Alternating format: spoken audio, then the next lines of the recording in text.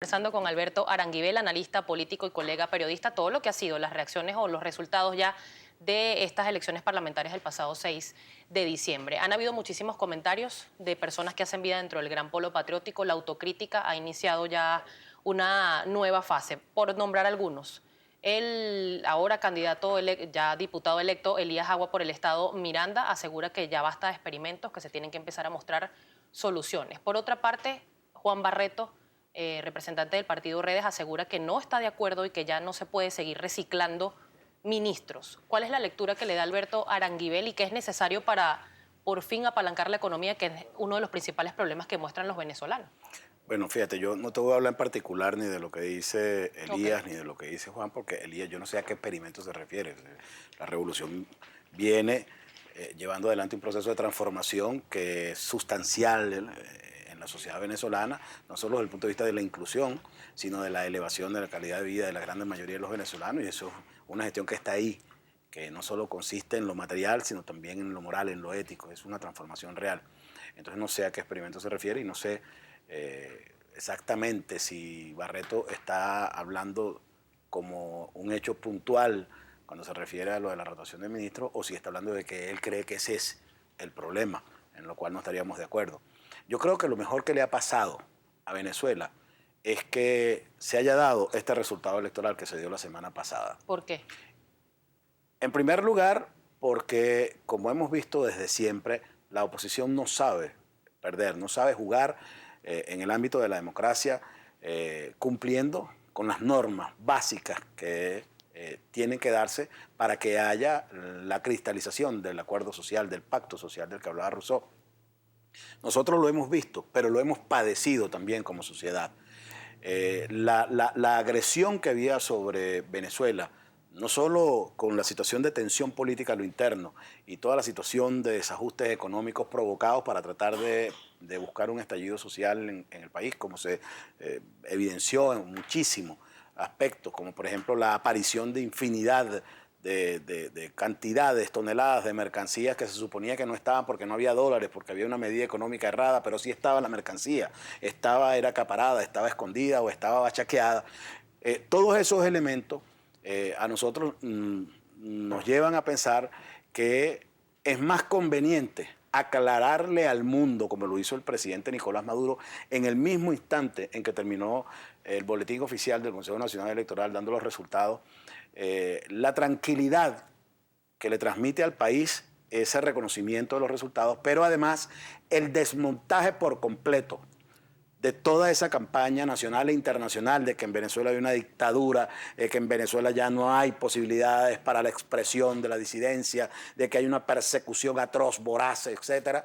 Todo eso se cayó exactamente en el instante que el presidente dio la cara ante el país para, como un estadista de gran altura, reconocer los resultados, que es como se juega en democracia y que es como lo había dicho siempre la revolución. Entonces, Precisamente, ese solo logro de haber nosotros podido aplacar toda esa situación de presión sobre Venezuela, que podría haberse traducido además en una violencia, como era evidente también, que estaba perfectamente preparada para, en caso de resultados adversos a la oposición, provocar un estallido social.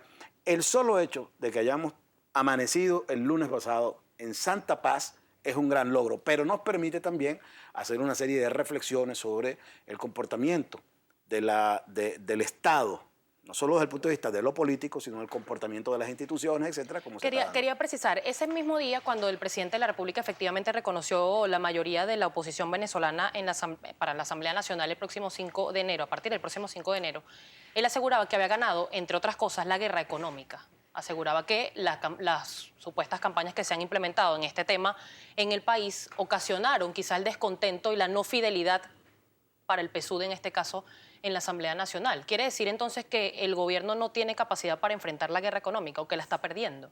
No, yo creo que claro, no estoy tratando de corregir al presidente, lo que desde mi punto de vista creo que pasó es que se puede inferir también en el fondo de sus palabras, en lo que se falló fue en lo comunicacional. Es decir, fíjate que no hubo un traslado de la votación chavista hacia la oposición, que pudiera haber sido, digamos, lo que de manera irrefutable, demostrara que la gente castigó la gestión del gobierno revolucionario y que buscó una opción de salvación en la oposición. Eso no fue así, eso lo sabemos.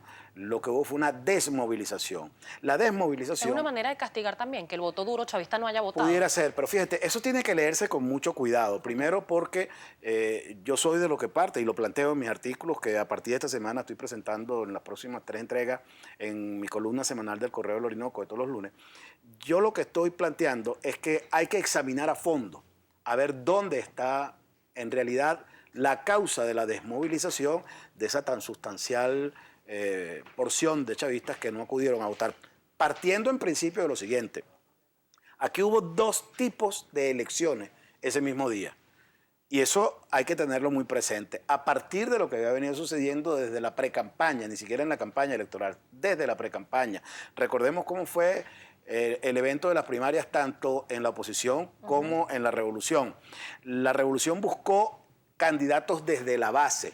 Se movilizó desde los circuitos o circunscripciones electorales, desde las 87 circunscripciones electorales, mientras que la oposición, consecuente con lo que ha sido su práctica desde siempre, no solo no fue, sino hasta 1/3 de esas circunscripciones, desechó, no le interesó eso, sino que además escondió sus candidatos porque no eran electos desde la base, ni siquiera en esa porción.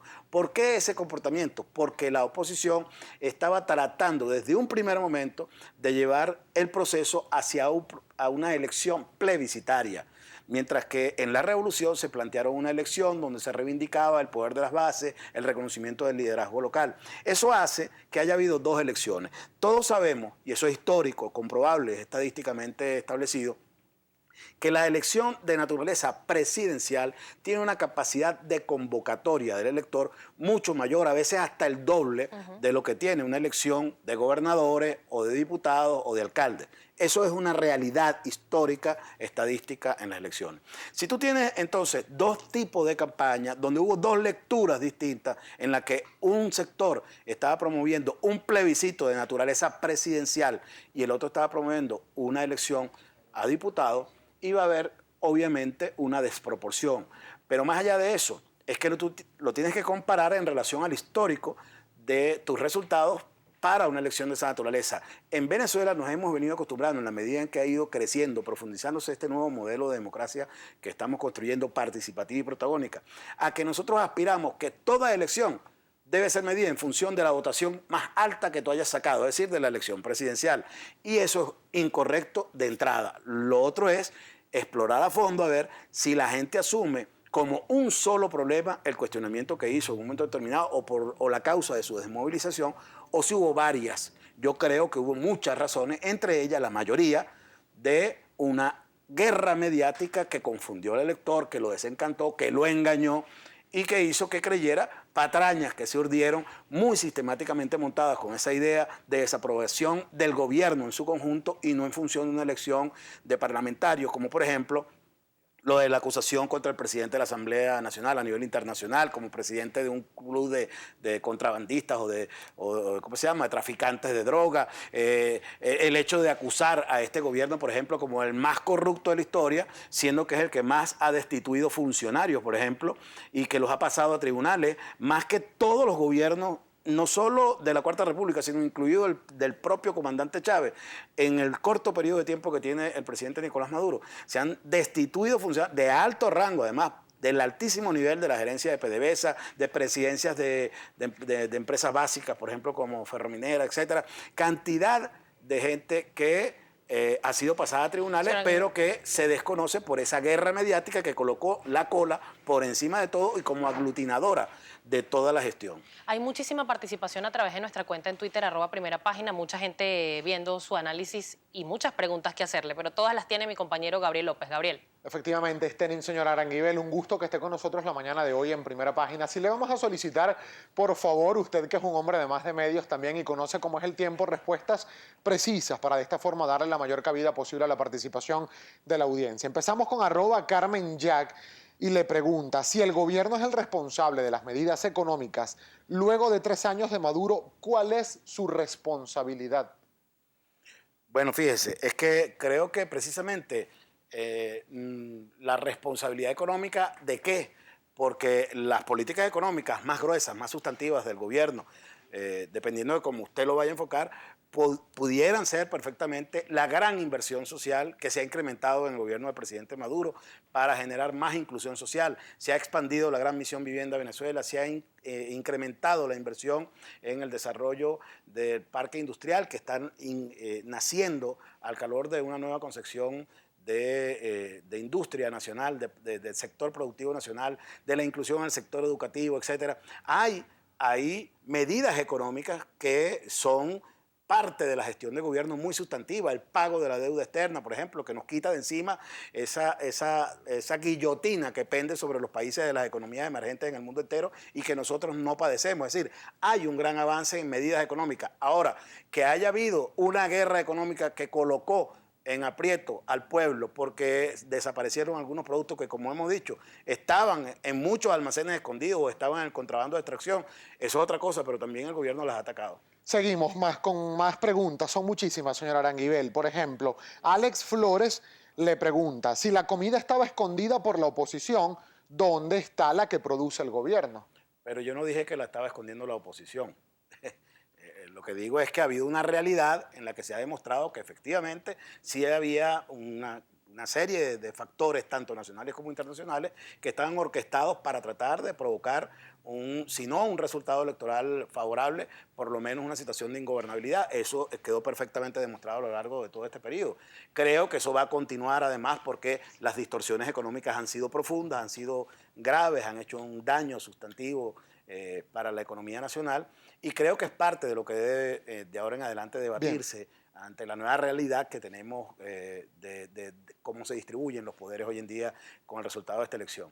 Creo que sí, hay que incrementar los niveles de productividad nacional, pero no es este el gobierno que se ha negado a ello.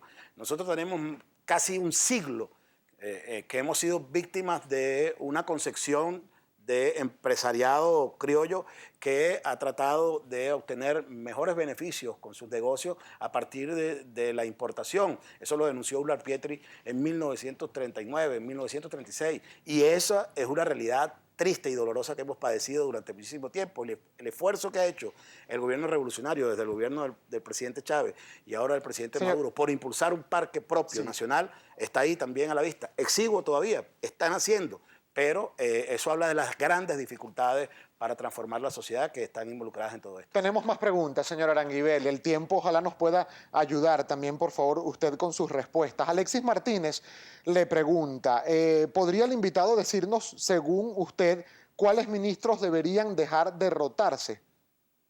Bueno, mira,